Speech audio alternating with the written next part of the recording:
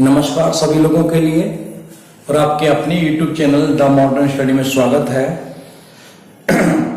जिस तरीका से आप जानते हो कि मैं गुलबीर सर और आप लोगों के साथ में जीएस बाकी सारे सब्जेक्ट के सारे में डील कर रहा हूँ। भाई आप मुझसे ज़्यादा से ज़्यादा बेटर पढ़ रहे हो जीएस के बारे में और मैं जीएस के बारे में आपको वीडियो दे रहा हूँ।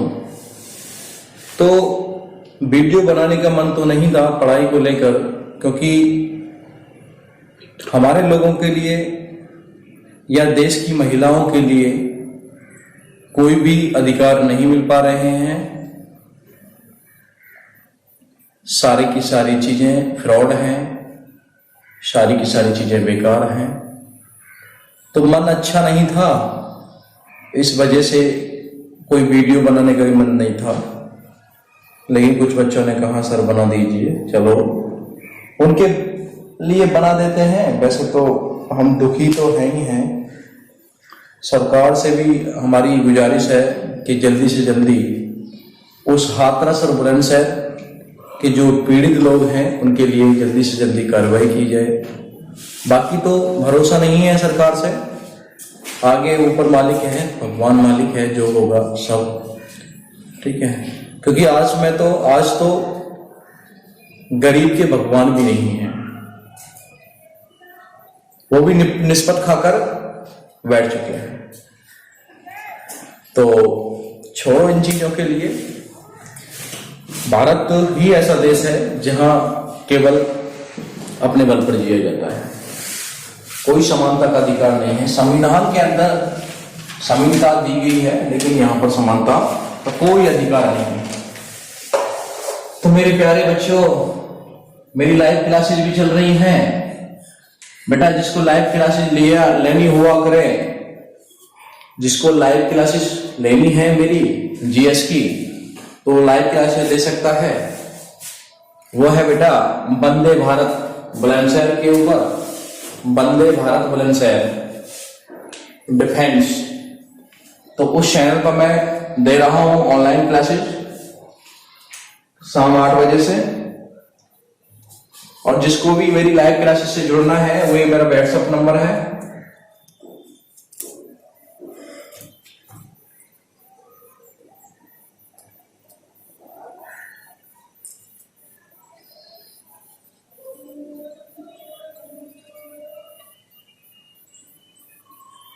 ये मेरा व्हाट्सएप नंबर है, वो मेरे मतलब जुड़ सकता है। और उसके बाद मैं उसको ग्रुप में जोड़ दूंगा, जहां की मेरा मतलब एक नोटिफिकेशन पहुंच जाता है, लिंक भेज देता हूं और वहां से आप लाइव क्लासेस को कर सकते हो, लाइव क्लासेस कर लोगे।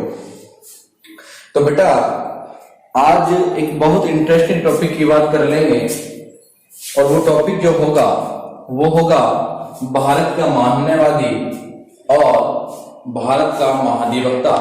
बेटा एक बात बताओ मेरे प्यारे भाइयों, मेरे प्यारे बच्चों, मैं आपसे एक बात पूछना चाहता हूं कि भारत का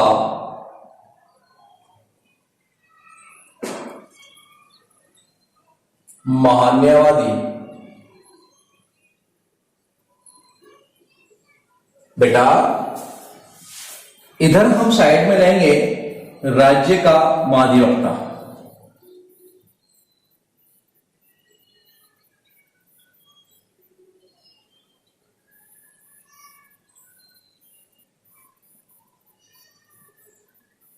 राज्य का महाधिवक्ता।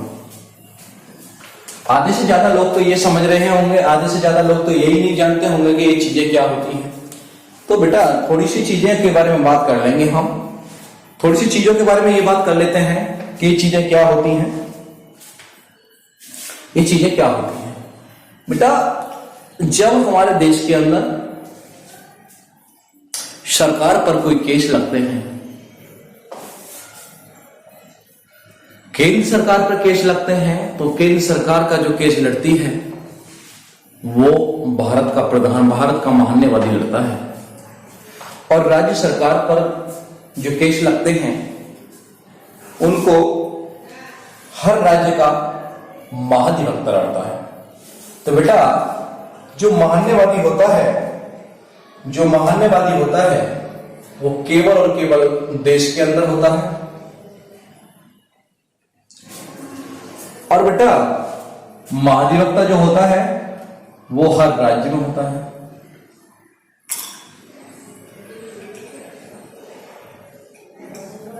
हर राज्य में एक होता है।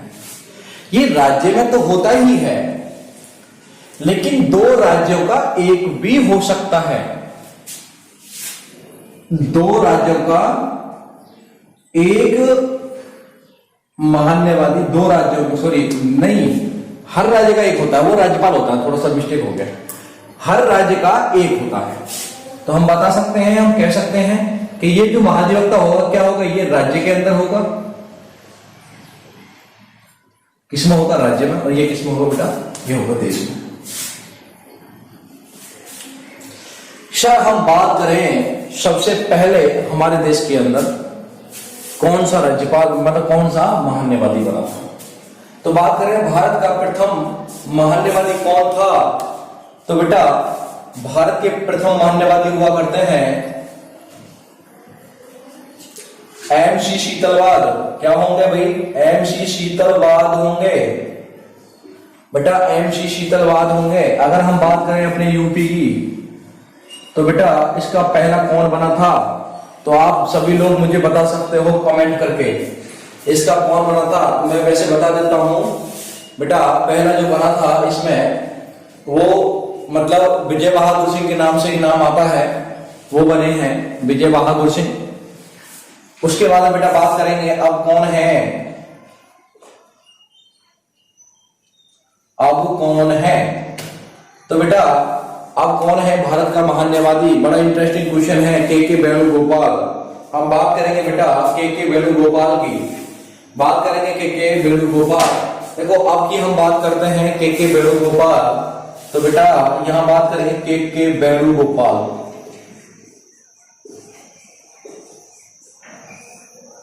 बात करें बेटा यूपी का अब कि अब कौन है, तो हम बताएंगे रघुवेंद्र सिंह हैं।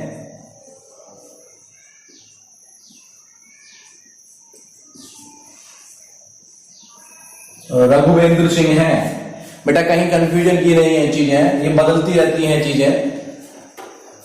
सबसे बड़ी बात तो यह है कि मैं आपको वो जो चीज बताने जा रहा हूं आप उसको समझिए। हम बात करें बेटा आर्टिकल की, सबसे पहले हम बात करेंगे अनुच्छेद की, तो ये देश का मामला है, तो ये आता है 76 में। अगर कोई कंफ्यूजन हो तो बता देना। 76 में आता है, 76 में आता है महान्यवादी का पद, आर्टिकल नंबर 76 में आता है। अगर बेटा ये जो महाधिवक्ता होता है, ये महाधिवक्ता जो होता है, ये राज्य जो होता है वो एक कम होता है, देश से एक कम होता है बेटा। जब एक कम होता है तो 7 से 1 घटा दीजिए, कितना बचेगा? 6, और 6 से 1 घटा दीजिए, कितना बचेगा? 5। कहने का मतलब है मेरे प्यारे बच्चों, महाधिवक्ता जो आएगा वो आर्टिकल नंबर 165 में आ जाएगा। ठीक है बेटा, रटना नहीं है, रटना नहीं है, बिल्कुल नहीं रटना है, केवल कॉन्सेप्ट को समझना है और कुछ नहीं करना है बेटा। इन दोनों चीजों को आप लोगों ने समझ लिया है, उन चीजों को समझ लिया है, कहने का मतलब है अब आगे चलते हैं। आगे क्या है बाबू? आगे क्या है, तो सबसे पहले हम बात करेंगे इसकी योग्यता। पॉइंट नंबर 1 योग्यता। तो बेटा इस पे भी क्या बात करेंगे, तो नंबर 1 पॉइंट होगा हमारा क्या है? योग्यता।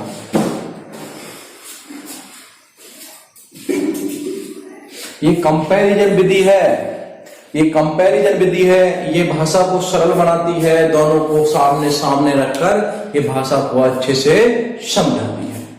ये कंपैरिजन विधि है, तो बेटा समझने की कोशिश करना। एक एक चीज, अगर मेरी वीडियो आप लोगों को पसंद आती हो तो मेरे भाई मेरी वीडियो को लाइक करना, सब्सक्राइब करना, और किसी को जरूरत हो तो उसको शेयर भी करके बताना। इस चीज में आपका कुछ नहीं जाता है, जाति भाई आपका कुछ नहीं जाता है। अगर आप कर दोगे शेयर तो उसको भला हो जाएगा, बाकी मेरे ऊपर कोई फर्क नहीं पड़ने वाला है। मैं वीडियो बनाता हूं केवल अपनी वजह से, मुझे इंटरेस्ट आता है, बाकी आपकी वजह से नहीं बनाता मैं। अगर आपको जरूरत होती है तो कोई दिक्कत नहीं है, आप शेयर करो, लाइक करो, सब्सक्राइब करो, ठीक है, दोस्त के लिए कर दो।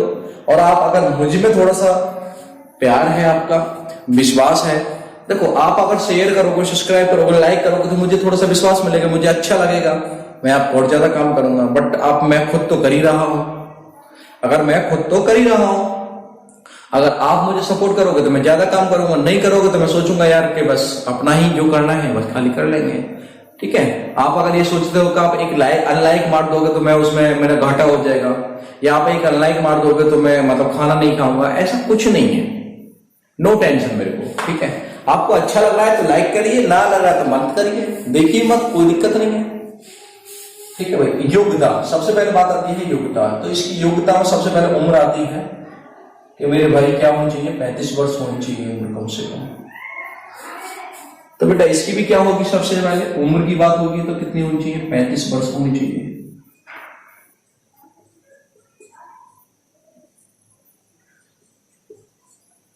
पैंतीस वर्ष होनी चाहिए। और योग्यता के अंदर और क्या बताए जाएंगे, भारत का नागरिक होना चाहिए,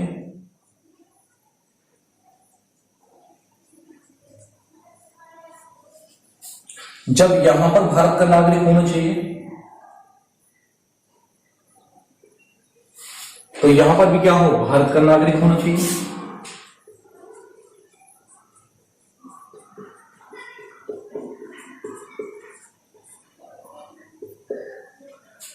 ठीक है भाई।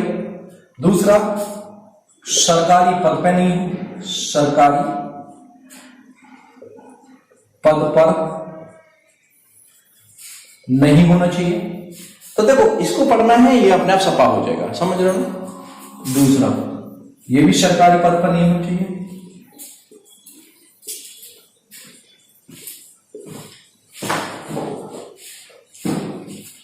तीसरा, दिवालिया नहीं होना चाहिए।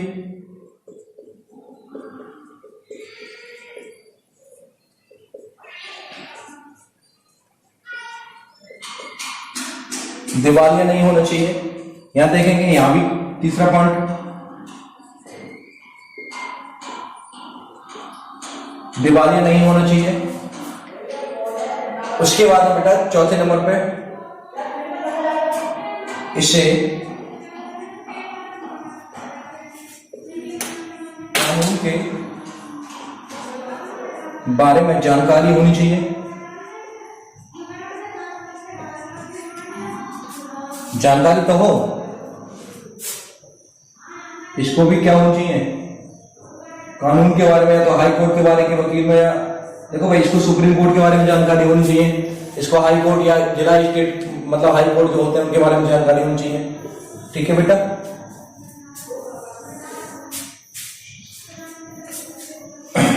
योग्यता के बाद में फिर बात करेंगे भाई।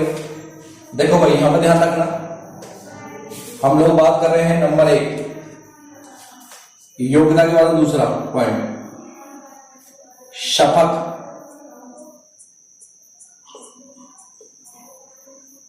शपथ हो गई, पहले योग्यता हो गई, योग्यता के बाद में क्या लेंगे भाई, योग्यता के बाद में लेंगे भाई नियुक्ति, शपथ नहीं। यहां पर ले लो दूसरा पॉइंट, नियुक्त। तो बेटा यहां पे क्या लेंगे, नियुक्ति ले लेंगे।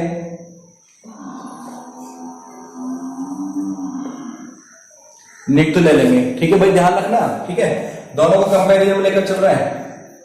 नियुक्त कर दिया उसको, फिर क्या दिलाई जाएगी, शपथ दिलाई जाती है आदमी को। इधर आ जाएगी शपथ।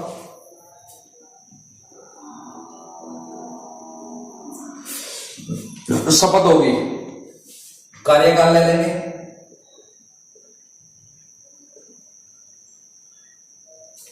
इधर भी ले लेंगे कार्यकाल।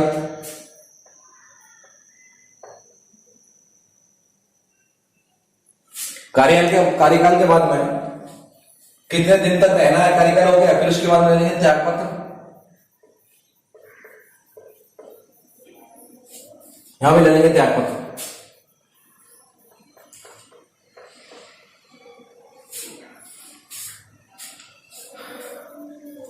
कहने का मतलब 4 पॉइंट है। ठीक है,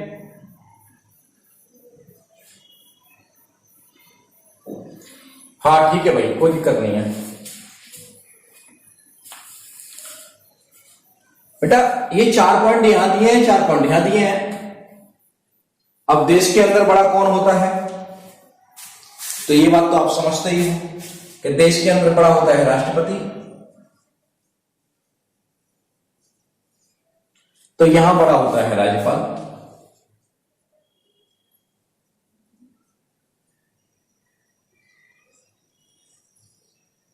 राज्य के अंदर बड़ा है राज्यपाल और देश के अंदर कौन बड़ा है, राष्ट्रपति। बेटा अगर बात आती है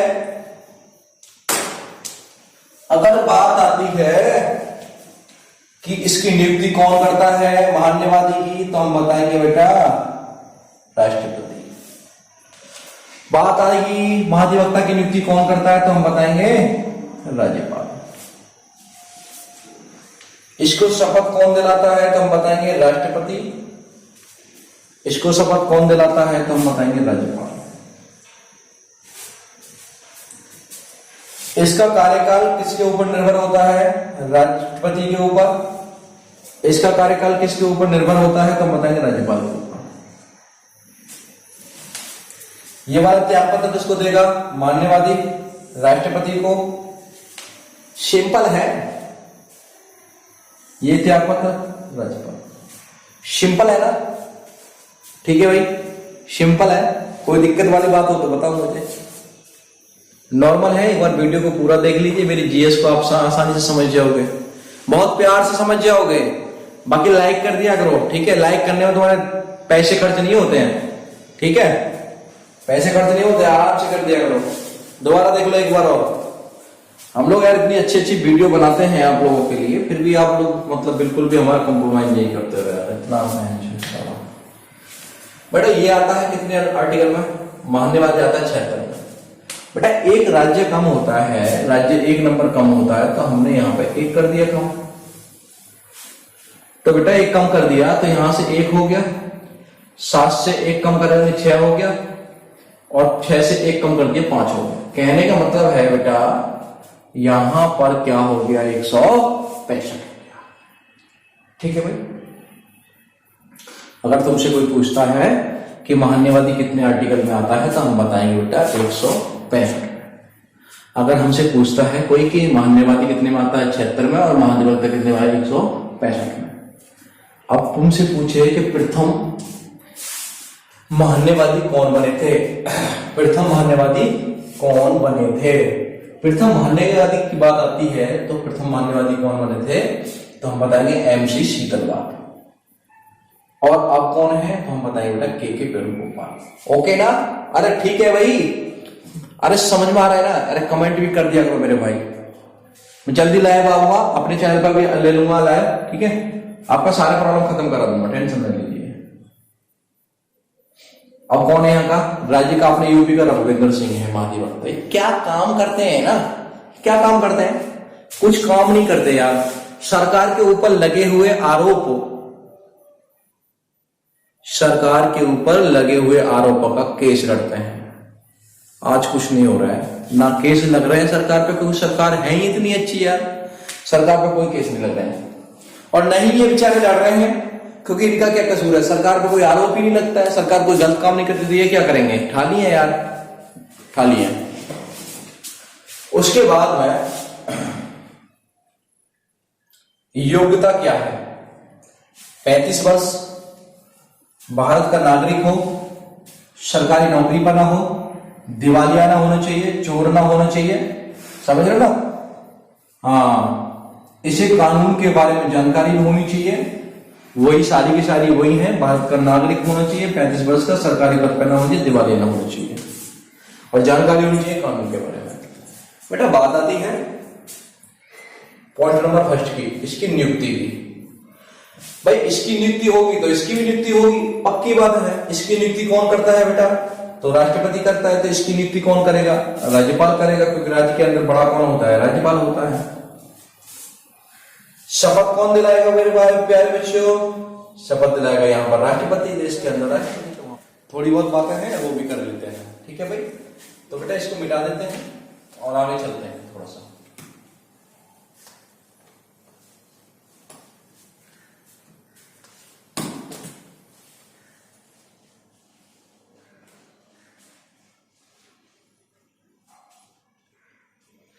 चलो चलेंगे आगे। सबसे पहली बात है, भारत सरकार का ये वकील होता है, इसके पॉइंट क्या क्या हैं तो लिखेंगे। नंबर 1,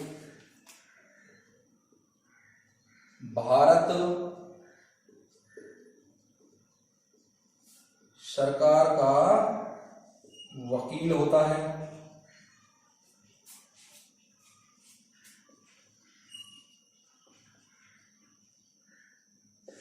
तो बेटा इसमें कोई पॉइंट सुनने की जरूरत ही नहीं है, ये राज्य सरकार का वकील होता है।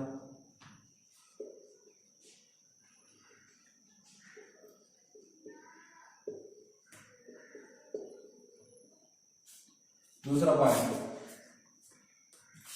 पॉइंट होगा, ये वैसे वोट नहीं करता है, केवल निर्णायक मत देता है।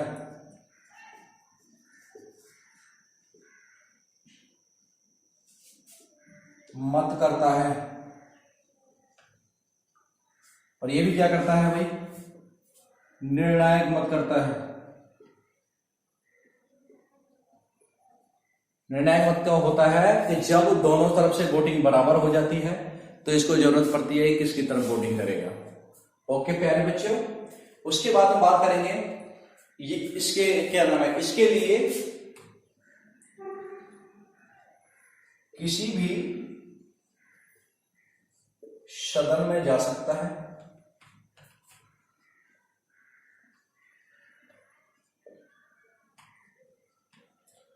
और ये जो होगा ये राज्य सरकार के किसी भी सदन में जा सकता है, ये राज्य के में जाएगा, राज्य सरकार के किसी भी सदन में जा सकता है। बेटा बात करें अगर अगली, ये सरकार का केस लड़ता है। देखो हमसे, मैंने आपको कई बार बता चुका हूं कि ये क्या होगा, ये केंद्र सरकार का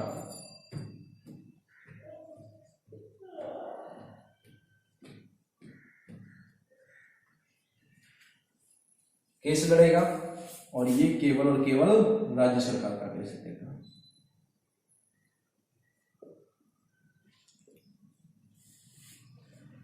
ये केवल राज्य सरकार का केस लड़ेगा। भाई हम इस नंबर बता दें, 5वां पॉइंट, ये केंद्र सरकार का आदमी होता है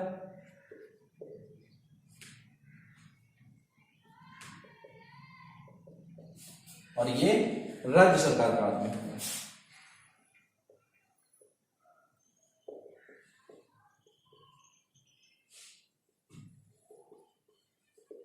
बस यही पॉइंट है, बाकी कुछ पॉइंट नहीं है। आप इसको पढ़ो, दोबारा पढ़ो, 1-2 बार रिवाइज मारो, आपका हो जाएगा काम। बहुत बहुत धन्यवाद आपको वीडियो देखने के लिए। बाकी आप लोगों से गुजारिश है, बाकी ये गुजारिश है कि आप मनीषा हत्याकांड के लिए कोशिश करें, उसके जितने जो भी उसके हत्यारे हैं उनको फांसी तक पहुंचाने के लिए मेरी हेल्प करें। मैं आपके सामने हाथ जोड़कर निवेदन करता हूं। धन्यवाद।